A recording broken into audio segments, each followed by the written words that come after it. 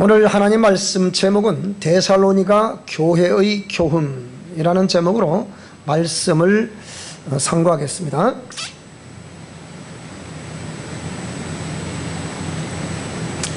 하나님은 창조주 하나님이십니다.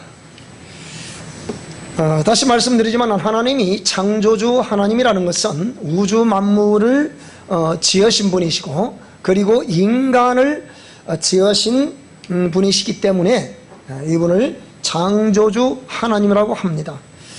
그리고 그 하나님은 성경 기록을 보게 되면 하나님은 영이시니 그랬습니다.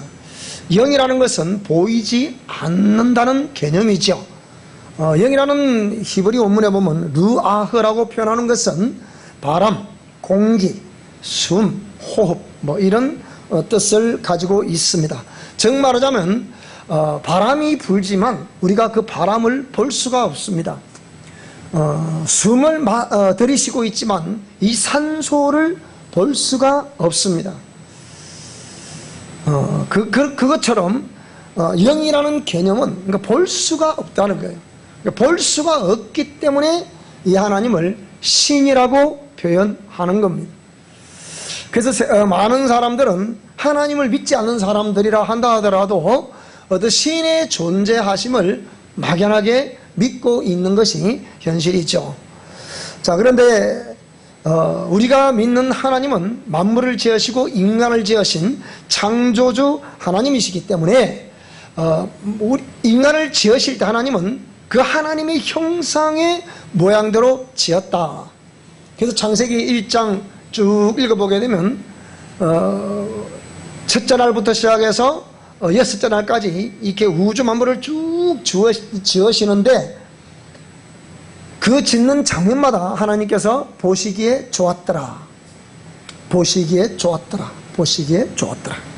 그런데 하나님의 형상의 모양을 닮은 저와 여러분들을 지어놓으셨을 때는 보시기에 심히 좋았더라, 그렇게 말씀하셨습니다. 자, 우리 앞뒤 좌우 옆으로 하나님이 우리를 지으셨을 때 보시기에 심히 좋았더라고 하셨습니다. 자, 시작.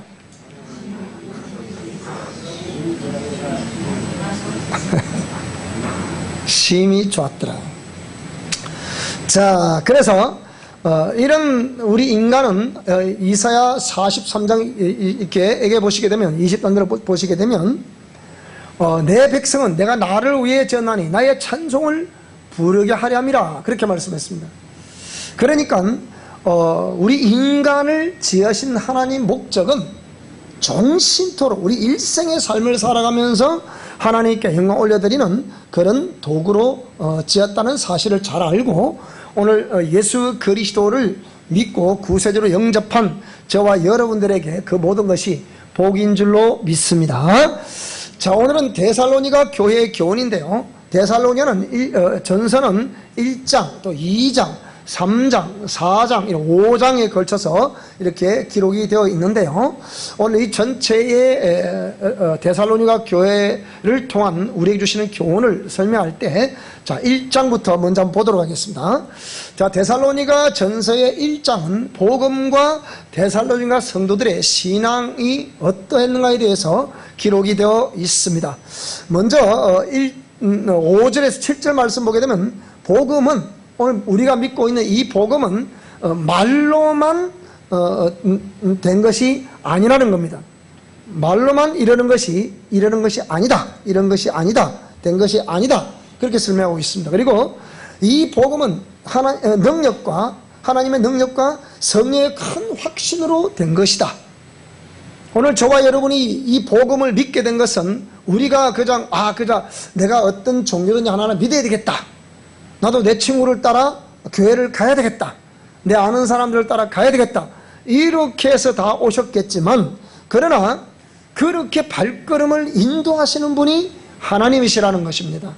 그러니까 하나님의 성령의 큰 확신으로 된 것이다, 그리고 능력으로 된 것이다. 그 하나님 나라는 말에 있지 않고 능력에 있다고 말씀했습니다. 그래서 우리 교만큼, 몰라도 진짜에서 우리 교만큼 표적과 기사와 능력을 동반하는 교회는 별로 없다고 생각합니다.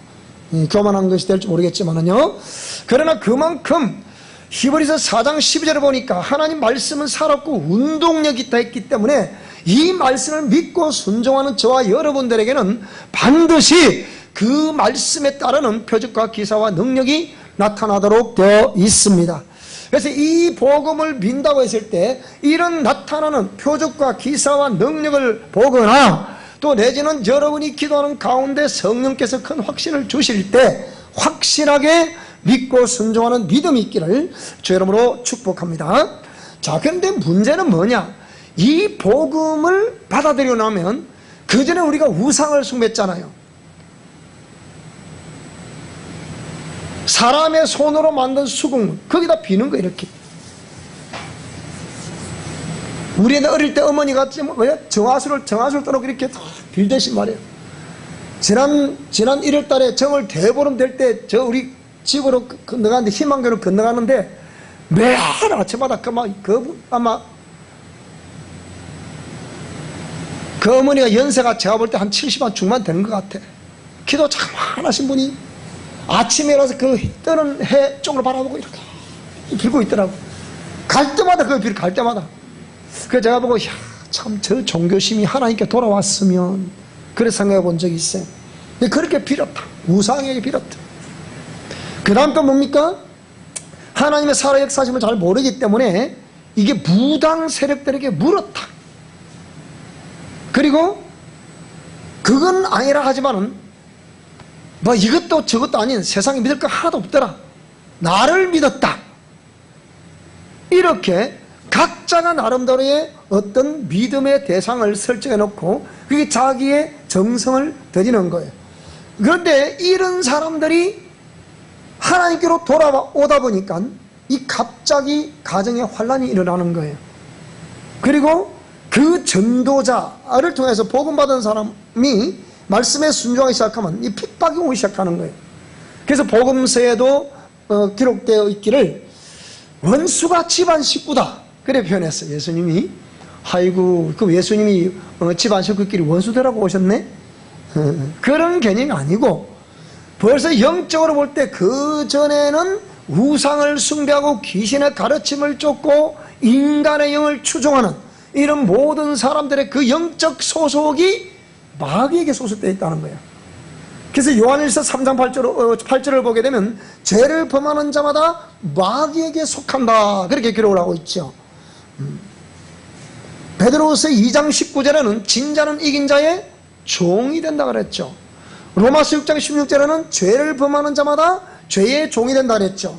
그러니까 우리가 그전에는 범죄했던 자가 마귀의 종으로 됐던 자가 이제 하나님께 돌아다 보니까 생명이 우리 속에 들어오게 되는 거예요. 빛이 어둠에 비치면 어둠이 물러갔다 그렇게 표현했거든요. 그러니까 이제 그 생명의 빛이 내게 들어온 거예요. 그전에는 어둠 속에 있었기 때문에 내가 어둠 속에 사는 건지 생명 속에 사는 건지 그걸 전혀 몰랐더라. 그런데 내가 빛 가운데 속하다 보니까 어둠 속에서 빛을 보면 환히 보여요 안 보여요? 보여요. 근데 이 환함 속에 있다가 어두운 곳을 바라보면 어두운 속에 보입니까 안 보입니까? 전혀 안 보여요. 영적 세계가 그렇다는 거예요. 그러니까 어둠 속에 있는 영들이 누구를 지배하고 있었겠습니까? 과거에 우리를 지배하고 있었단 말이에요. 근데 우리가 예수 믿었단 말이에요. 그러니까 우리가 가서 핍박을 가하기 시작하는 거예요. 자, 그래서 이 복음은 큰 확신으로 된 것이지만 하나님의 능력으로 된 것이지만 그만큼 환란도 따라온다. 그래서 로마서 8장 18절에는 현재의 고난은 장차 우리에게 다가올 영광과 좋게 비교할 수 없다. 그랬으니까 오늘 저와 여러분들이 정말 이 복음 받은 것을 기쁘게 여기시고 자랑스럽게 여기시고 감사함으로 순종하는 은혜가 있기를 주님으로 축원합니다. 자, 그래서 이 데살로니가 교인들은 성령의 기쁨으로 말씀을 받았다 그렇게 말씀하고 있고요. 그러면서 주를 본받는 자가 되었다. 그리고 마게도냐와 아가야에 믿는 자들의 본이 되었다. 그러니까 데살로니가 이 교회 교인들이 정말 이 신앙이 그렇게 좋았다는 것입니다. 오늘 우리 사랑에게도 정말로 언제 어느 곳에서나 덕이 될 수 있는 그런 아름다운 신앙이 될 수 있기를 주 이름으로 축원합니다. 또 8절에 보게 되면 하나님을 향한 믿음의 소문, 즉 데살로니가 성도들의 믿음의 소문이 각처에 막 퍼지더라는 거예요. 오늘 이곳에 우리 교회에서 말씀을 들어보시면 알게 될 거예요. 그저 이렇게 생명에 관한 말씀을 전하고 있다 하지만 이것이 오늘 정말 우리 미션 코람도 영성 실천 원리를 통해서 순종하게 되면 그것이 생명이 될 수 있다. 사람이 바뀔 수 있다. 하나님의 살아 역사하심을 확실히 경험할 수 있다 라고 오늘 저와 여러분들은 분명히 말씀대로 순종해 보시게 되면 그런 역사를 경험하게 될 것입니다. 그래서 저와 여러분들을 통해서 하나님을 향한 우리 살아있는 모든 성도들의 믿음이 그렇게 각처에 소문날 수 있기를 주 여러분으로 축원합니다. 소문이 나되 가장 행복하고 아름다운 소문이 날 수 있기를 주 여러분으로 축원합니다. 자, 그 다음에 9절을 보게 되니까 어떻게 그러면 데살로니가 교회 성도들이 우상을 버리고 하나님께서 돌아와서 하나님을 섬겼다는 것을 그걸 이제 잘 알고 있다는 것입니다. 오늘 저와 여러분은 어떤 연유로 주께 돌아오셨습니까? 저는 청년기 시절에 살 소망이 없는 거예요. 희망이 없는 거예요. 인생에 희망이 없는 거예요. 저는 태어날 때는 굉장히 부잣집에 태어났습니다. 그런데 이 난강댐 방수로 이게 생기면서 그 방수로 이게 국가 하천을 뚫으면서 그게 우리 토지가 하루아침에 다 이렇게 수용이 돼버린 거예요. 그러니까 제가 어릴 때니까 그러니까 근 60년 전에부터 이게 수용이 돼버린 거예요. 그러니까 제가 조그만 할 때니까요. 그런데 이렇게 수용이 되다 보니까 그 당시의 수용은 이렇게 이 전쟁 이후에 이 국토종합개발계획에 의해서 이렇게 강제적으로 수용당하는 그런 상황이었기 때문에 군사정권, 이 군사정권에서 그냥 용납하지 않죠. 그래서 하루아침에 알거지 되어버린 거예요.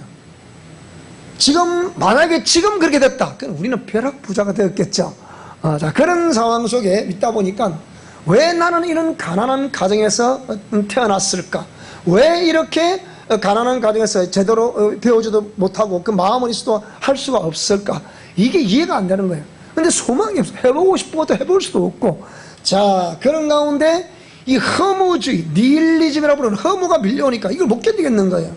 그래서 사람은 죽으면 끝이라고 그러는데 그냥 조용히 가야 되겠다, 그렇게 생각했다고요. 그런데 가만히 죽는 것도 마음대로 되는 게 아니더라고. 그게 곰곰이 생각해 보니까 이렇게 가는 것은 뭐가 아닌 것 같아요. 그래서 가만히 생각해 보니까 이건 아니다 해서 그때 예수님을 믿게 됐어요. 믿게 된 일에 지금 목사가 되어서 이렇게 목회를 하고 있습니다. 자, 저는 그렇게 믿었어요. 그러니까 여러분들은 어떻게 우상을 버리고 하나님께 돌아와서 하나님을 섬기게 됐는지 지난날을 한번 돌이켜 보시기 바랍니다. 그리고 10절에는 그리스도께서 반드시 재림할 것이다. 이 데살로니가 교회의 특징은 그리스도의 재림에 대해서 기록을 하고 있다는 것이 특징입니다.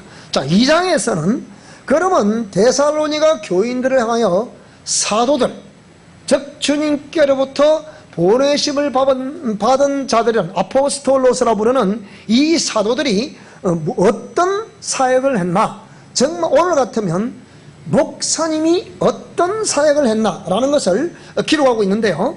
자, 3절에서 6절 말씀을 보시게 되면 2장입니다. 사도들의 겉면이 나옵니다. 간사함이 없었다는 거예요. 진실하고 정직하게 그렇게 사역을 했다는 거예요. 저도 이 강단에 다시 말씀을 전하면서 저는 우리 교회의 특징은 거룩과 정결의 말씀, 공의를 전하고 있다는 것이 우리 사랑에게 전하는 말씀의 특징입니다. 그래서 이런 또 영성 실천 원리를 전하는 것도 특징입니다. 몰라도 이 영성 실천 원리는 이게 제가 박사 논문을 쓸 때 쓴 내용들이기 때문에 몰라도 이렇게 가르치는 교회는 전 세계에서 우리 교회 유일하게 하나밖에 없다고 그 생각이 듭니다. 그래서 이거 하면 우리 영성 그 치유의 완성이라는 그 책에 보면 이런 내용들이 나오니까 그 책을 한번 읽어보시기 바라고요. 자, 이렇게 간사함이 없었다. 즉 부정하고 속임수가 없었다는 겁니다. 이런 말씀을 전하다 보면 처음에는 이렇게 좀 말씀이 딱딱하지 않겠나 그렇게 생각하지만은 말씀을 듣고 또 듣고 또 듣고, 책임질을 하고 또 대책임질을 하고 또 대책임질을 해보면 이게 변화가 일어나는 거예요. 이게 우리 사랑의 말씀의 특징입니다. 자, 두 번째는 사람을 기쁘게 하는 것이 아니고 하나님을 기쁘게 했다는 거예요. 여러분, 우리 교회에서 나오는 이 공의의 말씀, 미션 코람대 영성실천 원리에 관한 이 말씀들을 듣고 그 말씀대로 순종한다는 것은 하나님을 기쁘시게 하는 것이라는 것을 기억하시기 바랍니다. 오늘 데살로니가 교회 전체에 다시 오시는 예수 그리스도를 설명하고 있는데, 다시 오시는 예수 그리스도는 어떤 사람을 신부로 맞이하느냐, 그 말입니다. 어떤 사람이겠습니까? 입술로 믿는다고 고백하는 사람? 아니면 어떤 사람? 성경을 보게 되면 심령 성전이 깨끗한 사람을 하나님이 신부로, 그리스도께서 신부로 맞이하신다, 그렇게 말씀했습니다. 그래서 오늘 심령 성전을 깨끗게 하는, 정결케 하시는 저와 여러분 될 수 있기를 주의 이름으로 축원합니다. 자, 그래서 정결케 하라고 그러니까 육신의 삶은 살아가야 되고, 그 정결케 되기 위해서 노력을 하고 애쓰고 힘쓰는데 잘 되더라 안 되더라? 따라합시다. 목사님, 잘 안 돼요. 그렇지만 애쓰고 힘쓸 수 있기를 주의 이름으로 축원합니다. 그래서 이렇게 하는 것이 사람을 기쁘게 하는 것이 아니고 하나님을 기쁘게 하는 것이다. 저는 저와 여러분들에게 이렇게 때로는 참 주일날에 마음 가볍게 와서 은혜를 듣고 은혜의 말씀을 듣고 감사하고 중요합니다. 그렇지만 또 주일에 또 다른 의미는 한 주간 동안 정말 위로받고 격려받고 칭찬받고 그렇게 그런 것도 중요한데, 또 이면에서는 뭡니까? 또 한 주간을 험난한 세상 속에 살아가야 되기 때문에 이 강단에서 내리는 말씀을 듣고 그 말씀을 한 주간 동안 묵상을 하며 이 묵상하는 말씀을 통해서 또 세상을 이겨갈 수 있도록 해야 되는 막중한 책임이 있기 때문에 저는 사람의 귀를 즐겁게 하는 것보다는 하나님의 가슴을 시원하게 해드리는데 그게 포커스를 맞추고 있는 거예요. 초점을 맞추고 있는 거예요. 오늘 저와 여러분 우리 말씀을 잘 듣는 지혜가 있기를 바랍니다. 말씀을 들을 수 있는 지혜 말이에요. 왜 목사님 저 말씀하시는가? 그 말씀을 들은 지혜가 있어야 뭐라고요? 이것이 하나님의 뜻이었구나. 정말하자면 외적 요소보다, 사역적인 요소보다 본질적인 요소, 즉 신이신 하나님이 정말 기쁘시게 하는 사람, 하나님이 우리를 보시고 기쁘고 춤출 수 있는 신앙인, 그런 신앙인으로 만드는 것이, 그런 교회로 만드는 것이 제가 목회자로서 해야 될 일이다. 그러니까 사람을 기쁘게 함이 아닌 하나님을 기쁘게 하더라. 저와 여러분도 그렇게 할 수 있기를 주의 이름으로 축원합니다. 우리의 말과 행실이 하나님을 기쁘시게 하면 하나님이 우리에게 복을 내리시지 않겠습니까? 그 아름다운 은혜가 있기를 다시 한번 주의 이름으로 축원합니다. 그리고 사람에게 영광을 구하지 아니한다. 무슨 말? 바울의 중심을 이해하시겠죠? 바울의 중심을 사람에게 어떤 영광을 구하는 것이 아니다. 헬프를 요청하지 않는다 이 말입니다. 자, 도움을 요청하지 않는다 이 말입니다. 하나님께 도움을 구하고 하나님께서 내리시는 그 은혜 속에 사는 것이 주의 종이라. 그래서 주의 종이라, 주님께로도 보내심을 받은 사람이라 그렇게 말하지 않습니까? 자, 그 다음 7절에서 12절 말씀 보게 되면, 그런데 이 사도들은 그러한 권리, 그 공의에 입각해서 사역을 하고 또 사도로서의 권리가 있음에도 불구하고 권리 주장을 다 버리고 섬기는 자가 되었다는 겁니다. 그것이 옳다는 거예요. 그게 흠이 없었다는 거예요. 저는 흠이 많은 사람이라 때로는 이런 어떤 하나님의 공의 말씀대로 또 이렇게 좀 부족하다 싶으면 제가 이렇게 또 이렇게 강하게 이렇게 끌어당기는 것도 있지만은요, 어쨌든 이렇게 해서 사도의 권리 주장을 버리고 섬기는 자가 되었다. 그래서 고린도후서 12장 12절 말씀 보게 되면 이 사도된 표적이 나오는데요, 사도된 표적의 첫째 표적이 뭐냐? 모든 참음과 그래요. 참음. 이 사람이 참는다는 것은요, 자기를 죽이지 않으면 참을 수가 없어요. 기다림. 자기를 죽이지 않으면 기다릴 수가 없어요. 그래서 오늘 저와 여러분들은 우리 자신을 죽일 줄 아는 은혜가 있기를 바랍니다. 자, 그래서 부모가 자식에게 하듯 이 사도들은 데살로니가 교인들에게 권면하고 또 위로하고 때로는 뭡니까? 경계를 하더라.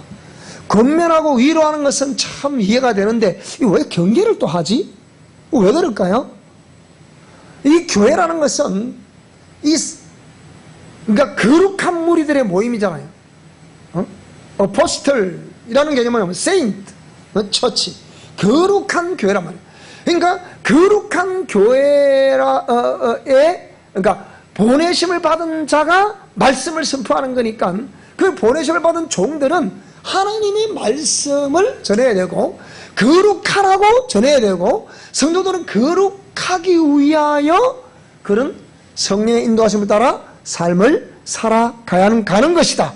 이것이 이렇게 권면하고 위로를 하는데 이렇다 보니까 자, 어둠 속에 사는 세력들이 가만히 있겠습니까? 가만히 안 있는다고요. 그거를 잘 분별해서 경계를 하도록, 다른 말로 보초를 잘 서라 그 말입니다. 무슨 말인지 이해되죠? 그죠? 그러니까 우리 여기에 또 오후에 오시겠지만 이분이 그러잖아요. 자기는 안에서 막 그런 영들의 막 환청이 들리고 막 안에 그래서 막 그냥 뛰어내리라 자꾸 뛰어내리라 그런다잖아요. 네가 죽어야 네 가정이 편해진다. 네가 죽어야 남편이 편다. 네가 죽어야 자식들이 편다. 무슨 그런 일이 있습니까? 그게 귀신이라는 거예요. 그런데 이런 이유들 때문에 목사님께 상담을 요청했는데 목사님이 그냥 그것만 목사님 저 상담할 것인데니까 그냥 쳐다보고 가더래요.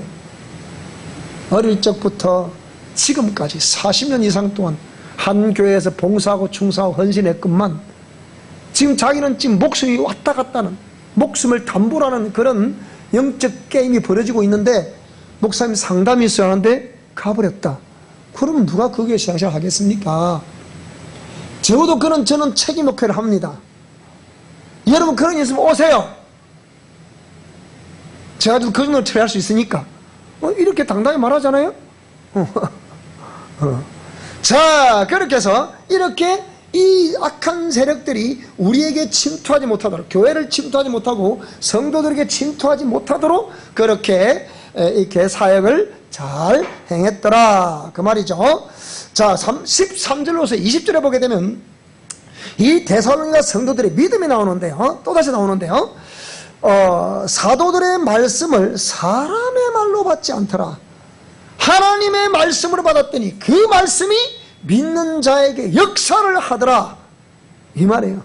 오늘 저와 여러분들이 제가 강단에서 말씀을 선포하거든, 목사님이 따라합시다. 목사님이 오늘 나에게 조금 감정이 있는 모양이구나. 저는 그렇게 양심적으로 그렇게 하지 않습니다. 근데 말씀을 전하다 보면 지난주에 우리 장모님이 얼토마다 얘기를 하시는 거예요. 무슨 말인지 내가 모르겠어요. 여러분 보세요. 사람 만에 어떤 의도로 가지고 말씀했으면요, 팍 찔릴 텐데 지금 이분이 뭔 말씀하시는 게지 지금? 목사님 혹시나 그런 게 있습니까? 저번에 그죠?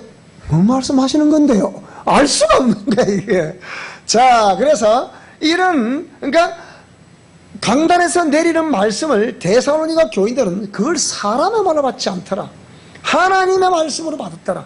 그랬더니 그 말씀이 믿는 데살로니가 교인들 한 10년, 20년 속에 뭐라고요? 역사를 하더라는 거예요. 그러니까 하나님 말씀은 살았고 운동력이 있다. 따라 하나님은 살아계신다. 그럼 하나님이 살아계시면 살아계신 그분이 하신 말씀 또한 살아있는 말씀이란 말이에요. 그런데 제가 아는 숱한 강단, 저도 이 평시도 시대를 보내왔기 때문에 이 강단에서 숱한 말씀이 쏟아지지만 생명에 관한 말씀이라, 생명에 관한 말씀을 듣는 저와 여러분들에게는 그것이 생명이 돼야 되잖아요. 생명이 되려고 그러면 그 말씀이 하나님 말씀인 줄 알고 살아 역사하신 하나님이 이 말씀 믿고 기도할 때 반드시 우리 가운데 역사하실 것이다 라는 것을 믿을 때 하나님이 그 역사하신다는 거예요. 하나님의 역사하심이 저와 여러분 심령과 가정과 자녀들과 직장과 사업장과 농토에 우리 교회에 충만하게 임할 수 있기를 주 여러분으로 축원합니다. 자, 그랬더니 이렇게 막 말씀을 공급받는데 유대인처럼 동족에게서 고난을 받더라. 어떤 고난을 받냐? 그렇게 말씀 전하는 선자들을 유대인들은 죽여버리더라는 그 얘기예요.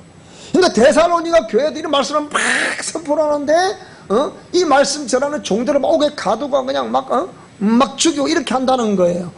그러니까 제가 우리 경남 지역에 있는 목사님들에게 이런 제시를 했어요. 우리 경남은 순교자의 고향이 아니냐.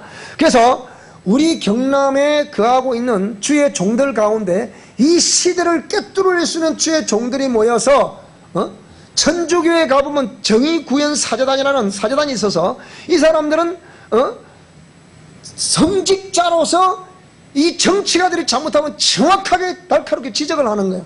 성명 발표를 하는 거예요. 우리도 그렇게 하자. 제가 그랬어요. 그래서 8월 달에 우리 모임을 가질 거예요. 그래서 왜 그렇게 하지 않으면 나라가 지금 어디로 가는지 몰라요. 지금 난립니다. 난리 지금. 지금 우리 경남 교육감도 이제는 이번에 학생 인권 조례안 때문에 이걸 인권 조례를 통과시켜서 그냥 막연하게 인권 조례안 같지만 이 안에 독소 조항이 한 개 두 개가 아니에요. 이것 때문에 지금 27달 이번에 공청회를 한다는 공청회 뭡니까? 그 좋아하는 사람들 다 불러서 공청회. 우리 같은 사람 불러서 공청회 해보세요. 하라 하겠습니까 그거? 안 합니다. 지금은요 인권이라는 미명 아래 완전히 질서가 다 무너져버린 거예요 지금. 그러니까 이거는 눈에 보이자면 날카로운 해체주의라는 것이 그 속에 숨어 있는 거예요. 배후에 해체 이거 인권을 앞장 세우면 앞으로 뭐 부모도 자식도 없습니다. 인권이니까. 부모님 자식에게 훈계라면요 아버지 그거 안 맞습니다 하면 끝이에요.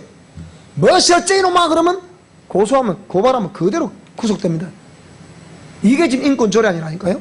이걸 사람들이 모르는 거예요 지금. 그리고 이거 만약에 허락해주면요 학생들 학교에서 동성연애할 권리, 섹스할 권리, 임신 출산할 권리 다 인정해주는 거예요. 교사가 지도를 못하는 거거든요. 그럼 학교 하나만 아닙니까 그거? 그래야 된다니까요. 이런 것들처럼 이렇게 이런 말씀을 전하는데 그런 선자를 죽여버린다는 거예요. 그러니까 제대로 나팔을 불면 가만히 있는다 가만히 안 있는다? 가만히 안 있는다. 그래서 그러니까 교회가 제가 이번에 우리 교육감 선거하기 전에 모니터를 해보니까 진주에서 이 인권 조례안 이거 반대해서 교회 좀 서명 좀 해주세요. 안 해. 진주 큰 교회들 하나도 안 해. 우리 교회는 뭐 2,000명이 모입니다. 뭐 몇천 명이 모입니다. 자랑할 것이 아니고 그럴 때 힘을 실어줘야지. 동참 안 한다니까요. 그러니까 그거는 뭐라고 왜 안 하느냐. 기독교는 종교와 정치는 분리가 원칙, 헌법 제20조에 의해서 정치와 종교는 분리가 원칙이라는 거예요. 그걸 알아서 한다는 거예요. 여러분 알아서 하면 어찌 되는데요? 알아서 하면 앞으로 이 강단에서 여러분 기독교는 진리입니다. 예수 그리스도만이 유일한 구원의 길입니다. 이 말 못합니다. 이것도 인권적으로 위배예요. 법적 위배라니까요. 그러면 그 사람 듣고 와가지고 아이고 오늘 거기에 갔더니 거기에 정부 사는 사람이 예수는 유일한 구원의 진리라고 그러더라. 예수 외에는 구원이 없다더라. 남의 종교를 뭐 어쩌저쩌고 하더라. 고발하면 구속입니다. 그것도 3천만 원 벌금이에요. 이런 걸 모른다니까요. 교회에서 이런 걸 강구를 안 하는 거예요. 그러니까 강구를 안 하지만 우리는 영적 전투를 하는 사람들이잖아요. 그런 교회잖아요. 그러니까 그런 거 말을 해야 된다 안 한다? 해야 된다. 가르쳐야 된다. 가르치는 거예요. 그래서 지금 T교단, 대한민국에서 장자교단이라고 부르는, 합시다. T교단이 제가 들어온 정보인데요. T교단에서 뭐라고 그러느냐. 교단적으로 올해 총회, 지금 내일 모레 총회, 9월달 총회다 오잖아요. 교단적으로 동성애 지지하는 교회는 전부 다 이단 정제를 하기로 했대요. 멋있잖아요? 잘 돼가고 있는 거예요, 이제. 그러면 지금 우리가 왜 이렇게 나팔 씨발 불고 있는 이것이 아무것도 아닌 것 같지만 내일 모레 또 창원에 갈 거야. 교육청에. 왜? 교육감 정신 차려 당신이 그러지 말고 일하려고. 무슨 말씀이 됩니까 여러분? 중요한 거예요 이게. 우리의 자녀들, 우리의 손자들 다 그들이 이 교육을 받고 있잖아요. 무서운 거예요 지금. 자, 그래서 이것을 뭡니까? 복음을 팍 전한다 뭡니까? 사단이 그걸 막 막는 거예요. 못하도록. 우리도 이런 거 막 하니까 막 서울에 있는 뉴스엔조라는 진보측의 그런, 이 언론인데요. 이게 이 지금까지 내려와가지고 우리 교회를 못된 기사를 쓰고 그래. 있지도 않은 얘기를 쓴다니까, 그렇게. 그러니까 사단이 생명의 도를 전하면 망도 안 막는다? 저와 여러분이 생명의 사람이 되면 망도 안 막는다? 핍박을 한다, 안 한다? 따라하세요. 예수님을 제대로 믿으면 고난과 핍박을 받는 것이 지극히 정상이다. 교회를 오래 다녀도 고난과 핍박이 없는 것은 하나님이 내 안에 없거나 내 신앙을 점검해 봐야 된다. 정확하죠? 명확하죠? 그럼 내가 그 대상인데 큰일 났네, 오늘. 이 동영상을 보시는 분도 한번 점검해 보시기 바랍니다. 자, 그래서 사도들은 데살로니가 성도들의 믿음을 자랑의 멸류관이라는 거예요. 그러니까 바울 사도는 데살로니가의 교인들에게 말씀을 선포했더니 사람의 말로 받지 않고 하나님 말씀 받았어. 말씀에 순종을 하니 이 사람들을 바라보면서 뭐라고요? 너희들은 나의 자랑이다. 나의 자랑이다. 우리 사랑의 교회는 하나님의 자랑이 될 수 있기를 바랍니다. 우리 성도들도 하나님의 자랑이 될 수 있기를 바랍니다. 그리고 저의 자랑이 될 수 있기를 바랍니다. 그럼 제가 뭐라 하겠습니까? 밖에 나가면 뭐라 하겠습니까? 야, 그게 직분자냐? 우리 교회 와 봐봐. 이렇게 할 수 있도록. 무슨 말이 됩니까? 우리 교회 와서 우리 장모님 뽀를 한번 봐봐라. 우리 교회 권사님 뽀를 한번 봐봐라. 우리 교회 집사람 봐봐. 내가 안 바꿔줘. 일당 100이요. 저는 그렇게 얘기합니다. 근데 사람들이 두려워하죠. 그쪽도 저는 큰 소리 칩니다. 잘 모르겠지만. 그래서 저와 여러분들이 아름다운 그런 신앙을 소유한 우리 성도들 될 수 있기를 축복합니다. 자, 3장에는 그럼 사도들이 제자를 파송을 하는 장면이 나오는데요. 자, 1절로 2절 말씀 보게 되면 바울 사도는 지금 아덴에는 우리가 지금 아테네, 그리스. 아덴은 이름은 뭡니까? 우상이 너무 많은 거예요. 우상이. 사도행전을 보니까 바울이 그 아덴에 가보니까 우상이 얼마나 많은지 막 전부 다 우상이에요. 그 중에 보니까 신상이 하도 많아서 어느 신상을 보니까 이름 모를 신이라는 신도 있더라는 얘기예요. 하도 우상이 많아가지고. 자, 그런데 그래서 이 바울은 아덴에 있기를 원하고 이 데살로니가에 디모데를 파송을 하는 거예요. 그러니까 선교사를 파송하는 거지. 우리 사랑의 교회도 비록 개척교회지만 진주에서 개척교회 치고 우리 교회만큼 선교하는 교회 없습니다. 그건 틀림없습니다. 우리 잘 알잖아요. 진주의 대형교회라 부르는 교회도 우리 교회만큼 선교하지 않습니다. 그는 그 대형교회 다니는 우리 친구가 정면을 하더라고요. 정모사 당신의 정체성은 뭐냐 저보고 그러더라고요. 왜? 우리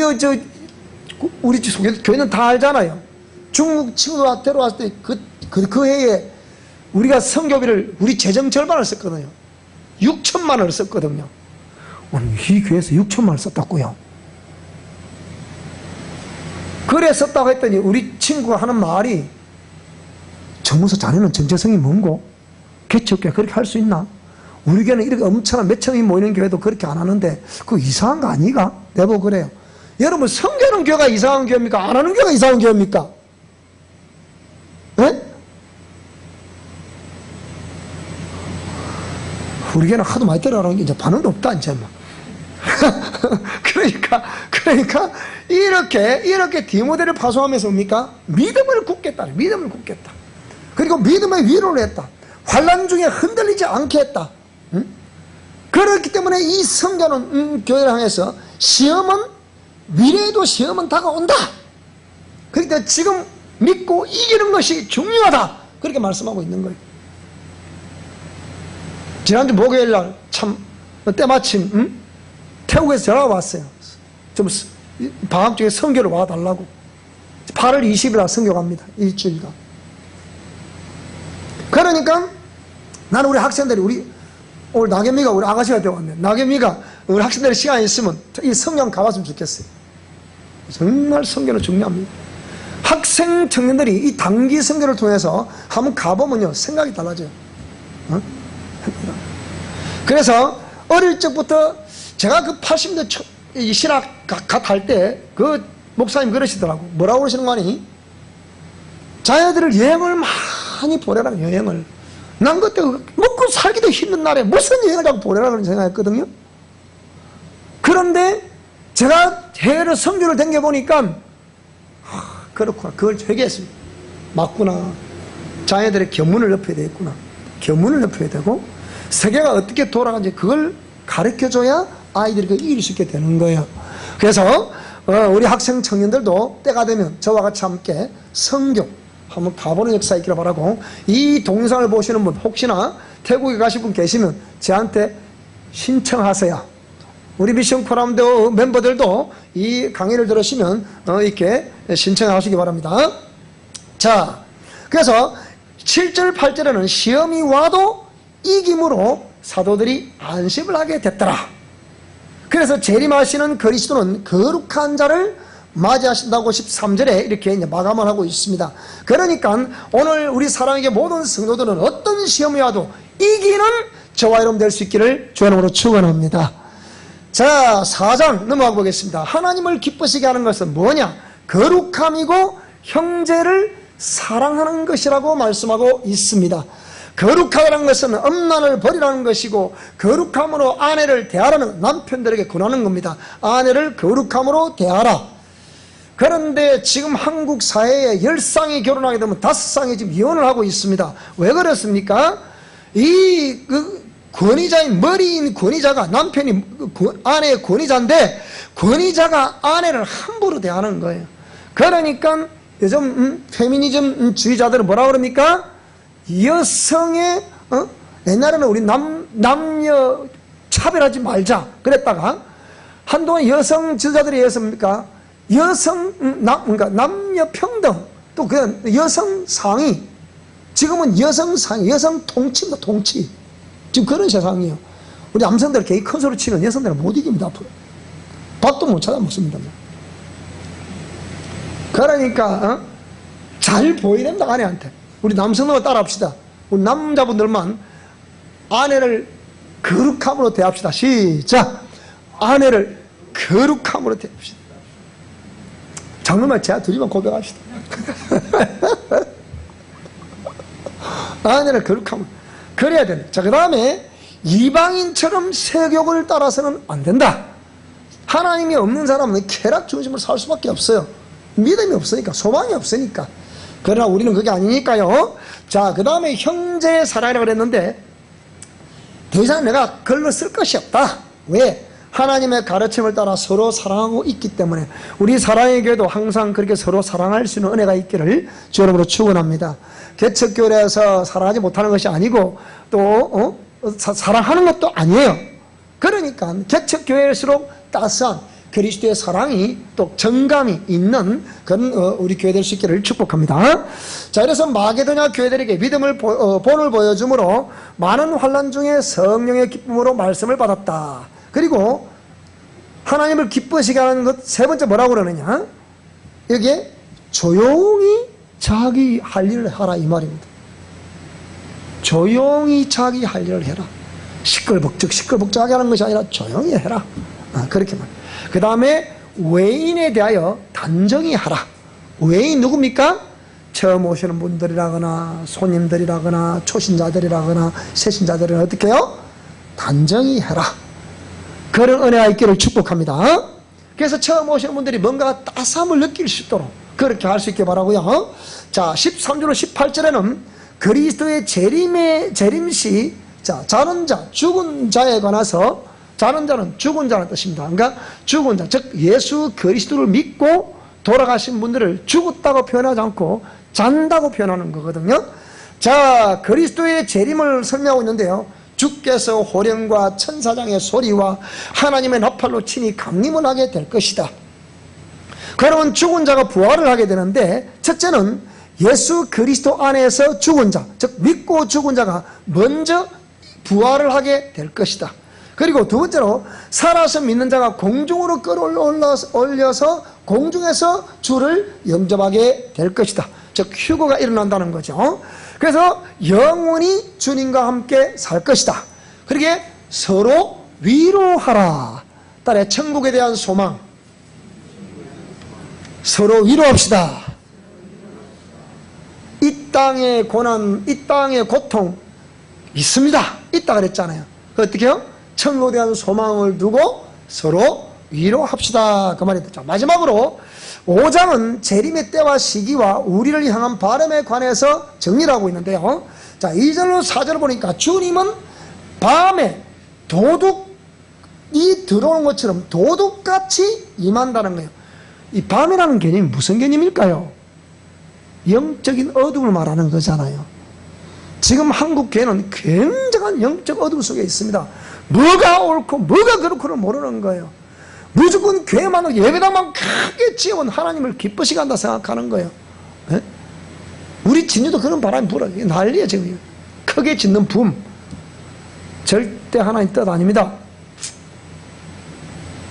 교회를 짓지 말라는 게 아니다 그랬잖아요. 짓지 말라는 것이 아니고 필요하면 지어야죠. 그러나 교회 건축을 목적으로 삼아서는 안 된다 이 말입니다. 그건 다 우리 하나를 갈 때 남겨두고 가야 돼. 남겨두고. 그렇잖아요. 그건 진리가 아니란 말이에요.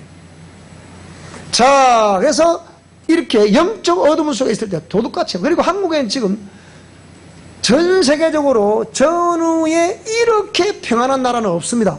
이렇게 빨리 발전된 나라는 없어요. 이렇게 행복한 나라 없습니다. 우리 한국 지금 선진국이잖아요.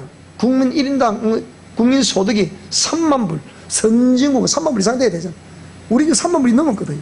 그래서 우리는 선진국이라 그럼 막 지금 밀려자고 한국으로 지금 밀려오는데, 이렇게 하나님의 축복을 주셨음에도 불구하고 한국은 뭡니까? 타락 일로를 지금 걷고 있는 거예요.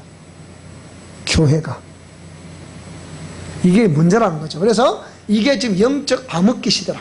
서서히 밀려오고 있습니다. 한국에도. 그러니까 평안하다 안전하다 할 때에 주님이 재림하신다. 멸망은 갑자기 임한다. 갑자기. 그러나 깨어있는 성도들에게는 갑자기 임하지 또 못한다는 거예요. 저와 여러분 의식이 깨어있을 수 있기를 축복합니다.